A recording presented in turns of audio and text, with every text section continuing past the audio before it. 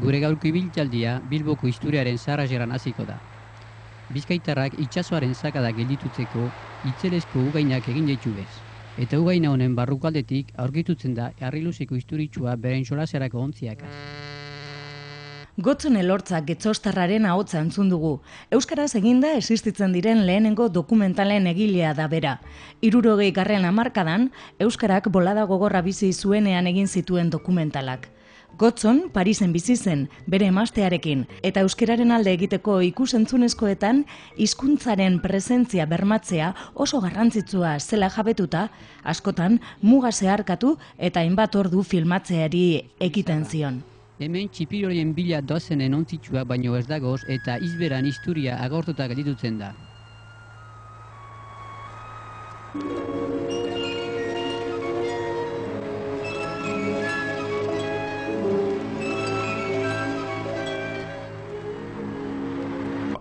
Gotzon Elortzak joan den mendeko 60ko hamarkadaren hasieran egin zituen lan hauek, bera Parisen bizi zen, delineantea zen, beraz zerikusi handirik ez zuen zinearen munduarekin edo afizionatu bezala bai noski. Eta, bera hona etortzen zen, erdi estrangis, erdi ilegal moduan, emaztearekin etortzen zen kotxean, 4 eguneko bidaiak egiten omen zituen, egun batean etorri, 2 egunetan hemen errodatu, eta beste egun batean itzuli. Eta pelikula hauek, frankismoaren garai hartan kokatu behar dira, eta batez ere kokatu behar dira, euskeraren mundu horretan, ez? Garai hartan mikrokosmos txiki bat zen euskeraren mundua, guztiz legez kanpokoa, eta pertsona batek izan zuen burutapen hori. Ikusentzutekoetan euskera sartzearen ikusentzuteko ahalmen hori eta bentsat euskarak presentzia hori izan zezan, ezta. Eta hori izan zen bere aurrera pauso handiena, seguruna. Egun Donostiako Euskal Filmategian daude dokumentalak, zahar berritze prozesuan. Filmategira eraman zituen duela zenbait urte dezente. Eta filmatekan ikusi ondoren, ikusi zen pelikula horiek egoera txarrean zaudela. Beraz, erabaki bat hartu zen, pelikula horiek gorde, kamera berezietan gorde, gehiago ez degradatzeko, azken finean pelikula guztiek badute horrelako bizitza jakin bat, pelikulak hil egiten dira, gu eta gu bezala zahartu egiten dira.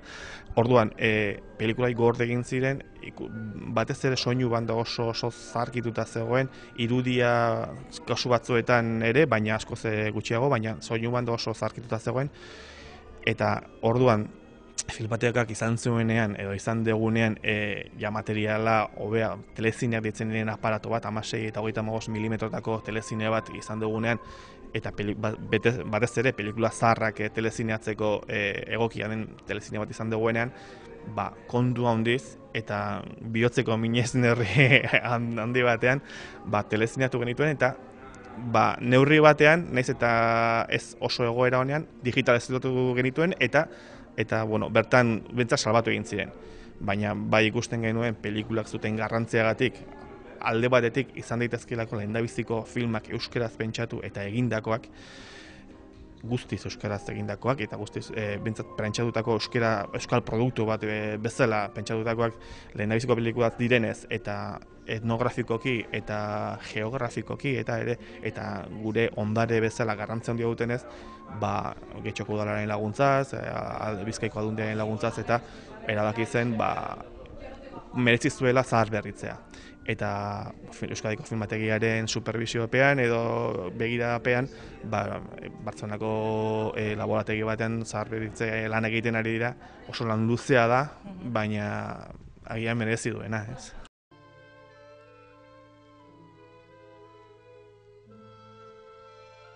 Dokumentalak Ereagatik Matxitzakora, helburua Gernika eta Berria izan ziren. Momentu horretako paisajeak eta euskal kulturaren hainbat pertsonaia agertzen dira, balio historiko eta etnografiko handia dute. Badira, 2 dokumental dira, Ereagatik Matxitzakora alde batetik, dirazkenean bidai gida moduko batzuk dira, Ereagatik Matxitzakora dagoen kostaldeko ibilbide guztia zehatz-mehatz aurkezten du, gaur egungoarekin zerikusia handirik ez du gainera, eta benetan oso interesgarria eta gero oso ez dakit, sentiberatasun handiarekin egindakoa dela nabaritzen da, ezta? Eta gero bestalde batetik Gernika helburu izeneko, edo helburua Gernika izeneko dokumentalean, Urdaibai guztetik, Bermeotik eta Gernikaraino ibilbide hori ere egiten da.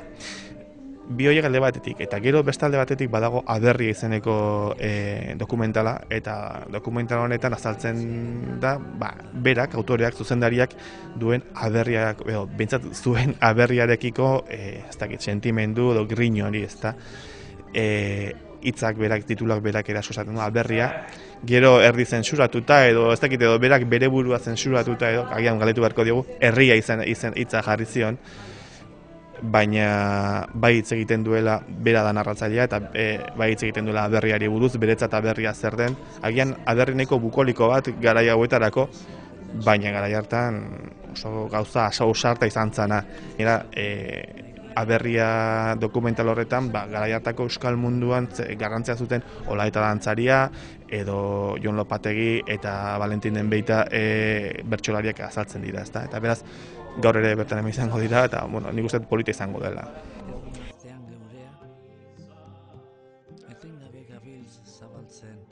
Badaude, baina agian gu konstantzia degula, euskeraz pentsatu, euskeraz egin eta euskeraz narratu eta euskeraz produktua osoki euskeraz egindako produktu bezala, agian bai konsideratu dezakegu lehendabizikoak direla. Agian gero azalduko dira beste batzuk, 50. hamarkadakoak edo, baina zaila zen garai hartan ikusentzuteko munduan, hau da, zinean, telebistarik apenas existitzen zen, euskerak presentzia izatea, ez? Eta gozon izan zen horko aintzindarietako bat. Ondare Udaberria ekimenaren barruan, Getxoko udalak pasadan ostiralean omenaldia egin zion Gotzon Elortzari. Jende asko hurbildu zen bertara, aizerrota jaso eta dokumentalak ikusteko aukera izan zuten. Ondoren, Gotzon berak berba egin zuen, pozik agertu zen errekonozimenduagaz. Zerrik asko dan hori, gauza bat azango dizuet, nik artea asko maitetut. Asko. Ez naiz artista. Da, asko esaten zuen orduan, ez hay que dejarle, ez artista.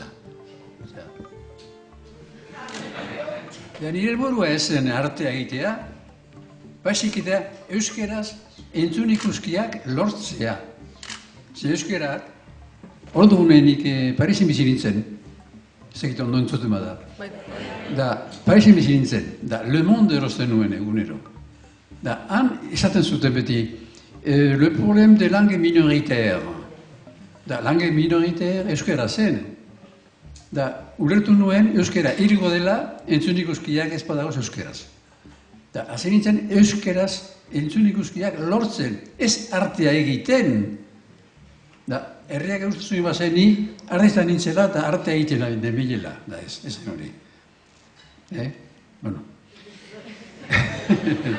Gero, egoerari, honek esan duena, Franco ondino gaztea zen da, errepresioa itzela egon zen. Agur esatea ere, galasota debekatua, egon zen da netze zen. Eta oso gogorra izan zen, ze horrek ikusten duzuena horre filmatuta, etorri, da mendira joan, da filmatu egin behar da, Ez dira berez egiten, da zatoz Parisetik, algortaraino, hartu zukotxia eta zoaz gaztelu batzera, edo Anbotora, edo Urkiolara, edo Barrabasera, zeak hartzeko, planoak hartzeko. Oso gogorra izan zen. Oso gogorra neurimazteketan eginda, biziketanik. Baina oso gogorra izan zen. Gaur, hori ikusita, zein usente bat, garrantzi bako edo, ez dakit ba. Gaur hori egitea erreza da, Beha, orain 50 urte kontuz. Agur eta ikusi arte.